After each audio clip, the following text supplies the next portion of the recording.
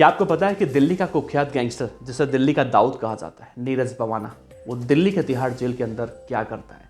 नीरज बवाना के पिता माता जब नीरज बवाना से एक बार मिलने गए थे जेल के अंदर, तो उसके बाद जब मिलकर सामने आए तो उन्होंने मीडिया के सामने क्या कुछ कहा था कि नीरज बवाना को किस तरह से मानसिक यातनाएं दी जाती हैं जेल के अंदर, उसके साथ भेदभाव किया जाता है। हालांकि इन बातों में कितनी सच्चाई है ये नहीं पता, लेकिन नीरज बवाना का परिवार, उसके माता, उसके पिता या फिर नीरज बवाना ने जो उस वक्त कोर्ट में याचिका लगाई थी, उसे देखकर तो कुछ ऐसा ही कहा जा सकता है कि नीरज बवाना को इसके विरोध में नीरज बवाना ने भूख हड़ताल छेड़ दिया था, बल्कि कोर्ट में जाके एक याचिका लगा दी थी। तो आज के इस वीडियो में हम नीरज बवाना के कुछ ऐसे किस्से लेकर आए हैं तिहाड़ जेल के। जब नीरज बवाना की गिरफ्तारी हुई थी, उसे हाई रिस्क वार्ड में रखा गया था, तो उसके साथ क्या क्या हुआ था, उसके साथ और कौन कौन से कैदी थे, बताएंगे एक एक बातें आपको विस्तार से। बने रहिएगा वीडियो के अंत तक, क्योंकि ये वीडियो बहुत ही ज़्यादा रोचक होने वाली है। नमस्कार, मेरा नाम है देवनाथ पांडे और आप देख रहे हैं BDF न्यूज़ की क्राइम सीरीज खलनायक, जिसमें हम आपको रोजाना सुनाते हैं अपराध की दुनिया की छोटी और बड़ी खबरें। नीरज बवाना, जिसे दिल्ली NCR का न सिर्फ डॉन कहा जाता है बल्कि दाऊद कहा जाता है। जिस तरह से दाऊद के चर्चे अंडरवर्ल्ड के दुनिया में होते हैं, ठीक दिल्ली का दाऊद आप नीरज बवाना को समझ सकते हैं। नीरज बवाना के लिए ये शब्द इस्तेमाल किए जाते हैं। बात है ये आज से करीब 4 साल पहले की, 2018 की। नीरज बवाना के माता और पिता ने सभी मीडिया को इनवाइट किया और मीडिया के लोग जब नीरज बवाना के घर पे गए, तो ये नीरज बवाना का घर है और ये नीरज बवाना के माता पिता, तो इन्होंने नीरज बवाना से मुलाकात की थी दिल्ली के तिहाड़ जेल के अंदर। और साफ साफ नीरज बवाना ने इनसे कहा था, इनके हिसाब से, कि उनके साथ जेल में भेदभाव किया जाता है। दरअसल नीरज बवाना के परिवार का आरोप था कि नीरज बवाना जिस हाई रिस्क वार्ड में बंद है, वहाँ पर दाऊद का गुर्गा, छोटा राजन और शहाबुद्दीन, जो कि बिहार का सांसद हुआ करता था RJD का, जो इस वक्त दुनिया में नहीं है, उसकी मौत हो चुकी है। तो शहाबुद्दीन एक कांड में दिल्ली के तिहाड़ जेल में ट्रांसफ़र हुआ था उसका। तो नीरज बवाना, छोटा राजन और शहाबुद्दीन, ये 3 लोग एक ही वार्ड में बंद किए गए थे, हाई रिस्क वार्ड में।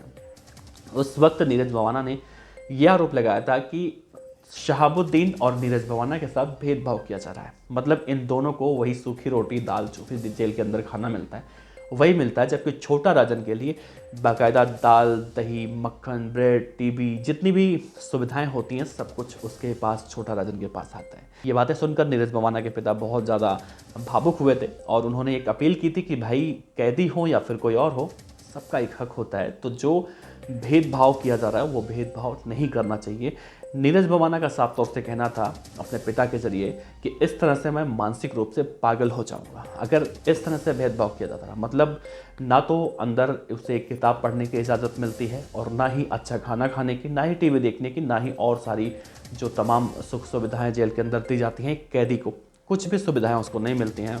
कि हाई रिस्क वार्ड में ये भी देखा जाता है कि कई बार तो ऐसा देखने को मिलता है जो सूर्य की रोशनी होती है वो भी उन कैदियों के वार्ड तक नहीं पहुंच जाती है। तो ऐसे में नीरज बवाना का कहना था कि मैं पूरी तरह से पागल हो जाऊंगा ये देख के कि छोटा राजन मेरे सामने बैठकर दाल, रोटी, दही, सब्जी, मक्खन सब खा रहा है और ऐश की ज़िंदगी जी रहा है, किताबें पढ़ रहा है, और मैं यहाँ पर बैठकर मुझे कुछ नहीं दिया जा रहा। तब मुझे बहुत ज़्यादा ऐसा फील हो रहा है कि मैं कहाँ से यहाँ पर आ चुका हूँ। तो बहुत ज़्यादा अंदर से ग्लानि जैसा लग रहा है।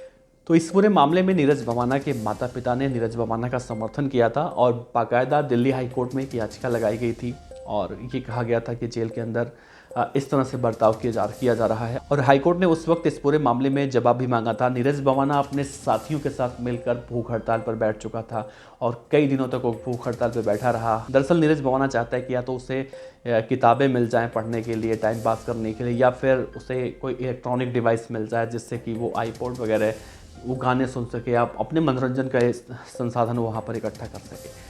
लेकिन दूसरी तरफ देखा जाता है कि अभी नीरज बवाना के यही पिता, जिनके ऊपर आरोप लगा था कि ये जो है हथियारों के साथ घूम रहे थे, इनकी गिरफ्तारी भी हुई थी और नीरज बवाना के घर के अंदर कई सारी किताबें ऐसी मिली थी, मोसाद जैसी खुफिया एजेंसियों की किताबें कहा गया था मिली थी, और कई सारी ऐसी बातें निकल कर सामने आती हैं। तो जब आप इस खबर को सुनाने का मकसद दरअसल ये है कि जब आप ये सुनते हैं कि एक तरह से सब कुछ उसे नहीं मिल रहा है, उसके साथ बुरा बर्ताव किया जा रहा है, 2 तरह का बर्ताव किया जा रहा है, तो दूसरी तरफ ऐसी बातें जब निकल कर सामने आती कि वो मोबाइल फ़ोन से किसी को धमकी दे रहा है या फिर और सारी गतिविधियाँ जो भी एक गैंगस्टर के लिए जेल से निकल कर खबरें आती हैं, तो आप किन बातों पर विश्वास कर सकते हैं? दरअसल शहाबुद्दीन जो इस वक्त इस दुनिया में नहीं है, तो नीरज भवाना के साथ उस वक्त वहाँ पर बंद थे। शहाबुद्दीन का भी यही आरोप था कि छोटा राजन को बहुत बढ़िया सुविधा यहाँ पर दिया जाता है, हमें वो सुविधा नहीं मिलता है। और इसके पीछे की वजह आखिर कोई नहीं बता रहा है। दरअसल इसके पीछे की वजह नीरज भवाना के पिता के हिसाब से अगर देखा जाए तो अंडरवर्ल्ड डॉन दाऊद इब्राहिम का नाम क्या है, रुतबा क्या है, ये तो सब जानते हैं। तो हो सकता है उन्होंने आरोप लगाया था कि दाऊद की वजह से छोटा राजन की इतनी सेवा जेल के अंदर की जा रही थी। हालांकि ये मामला 4 साल पुराना है और चूँकि आज कहीं ना कहीं ये दिमाग में आया तो हमने कहा क्यों ना आप लोगों से साझा किया जाए। तो आपको क्या लगता है, क्या नीरज भवाना जैसे खतरनाक गैंगस्टर को जेल के अंदर इलेक्ट्रॉनिक डिवाइस मिलने चाहिए या फिर बुक्स वगैरह मिलनी चाहिए, या फिर नीरज भवाना भी जिस तरह से ये भी बातें कर रहा था कोर्ट में कि अगर उसे कुछ नहीं मिलता तो कम से कम सामने वाले को भी कुछ नहीं मिलना चाहिए, या फिर हमें अलग वार्ड में कर दिया जाए, उसकी यही मांग थी। तो हो देखा जाए तो कहीं ना कहीं अगर एक कमरे में एक वार्ड में अगर एक व्यक्ति को सब कुछ मिल रहा है, दूसरे व्यक्ति को नहीं मिल रहा, तो हो सकता है कि उसके दिमाग में मानसिक रूप से कहीं ना कहीं उससे ये चीज़ें उसके ऊपर हावी हो सकती हैं। लेकिन जब दोनों के साथ सेम बर्ताव होगा, व्यवहार होगा, तो ऐसा नहीं होगा। वैसे देखा जाए तो अब कहीं ना कहीं ये बातें तो खत्म हो चुकी हैं। नीरज भवाना आज भी तिहाड़ जेल के अंदर ही बंद है। तो मिला जुला कर देखा जाए तो ये बातें बहुत पुरानी हैं, मतलब 4 साल पुरानी हैं। इस पूरे मामले में शहाबुद्दीन जो नीरज भवाना के साथ था उसकी मौत हो चुकी है, छोटा राजन अभी भी जिंदा है। नीरज भवाना के पिता को भी लेकर एक खबर आई थी कि उनकी भी गिरफ्तारी हुई थी, उसके बाद ये खबर नहीं आई कि क्या कुछ हुआ। नीरज भवाना की दहशत आज भी देश की राजधानी दिल्ली के अंदर देखी जाती है, लेकिन लॉरेंस बिश्नोई का जब से उदय हुआ तब से नीरज भवाना के ऊपर कहीं ना कहीं लॉरेंस बिश्नोई भारी जरूर पड़ता है। और लास्ट में नीरज भवाना का नाम तब चर्चा में आया था जब पंजाबी सिंगर सिद्धू मूसेवाला की हत्या हुई थी और नीरज भवाना ने बाकायदा सोशल मीडिया पर एक पोस्ट किया था कि सिद्धू मूसेवाला की हत्या का बदला 3 दिनों के अंदर लेंगे। और 3 दिनों के अंदर जो ये पोस्ट किया गया था भवाना की तरफ से, उसके बाद लॉरेंस बिश्नोई का भांजा, भतीजा, भाई, जितने भी सारे गैंगस्टर हैं, उन्होंने सोशल मीडिया पर इस बात का जवाब भी मांगा था और उन्हें चुनौती भी दी थी। तो कहीं ना कहीं इस बात में देखा जा रहा था गैंग वॉर होने की आशंका जताई जा रही थी। लेकिन दिल्ली पुलिस, पंजाब पुलिस जितनी तेज़ी से इस पूरे मामले के बाद एक्टिव हुई तो कहीं ना कहीं इसे तो रोक दिया गया, लेकिन आज भी ये गैंगस्टर कहीं ना कहीं सिरदर्द बने हुए हैं। वैसे आपका क्या कहना है, क्या नीरज भवाना जैसे गैंगस्टरों को या फिर लॉरेंस बिश्नोई जैसे गैंगस्टरों को किस तरह से वहाँ पर जेल के अंदर ट्रीटमेंट करना चाहिए? ज़रूर बताइएगा। आपका बहुत बहुत शुक्रिया। अगर आप इस वीडियो के बारे में कुछ राय रखना चाहते हैं तो ज़रूर रख सकते हैं। आपका बहुत बहुत एक बार फिर से शुक्रिया। मिलते हैं अगले वीडियो में। नमस्कार।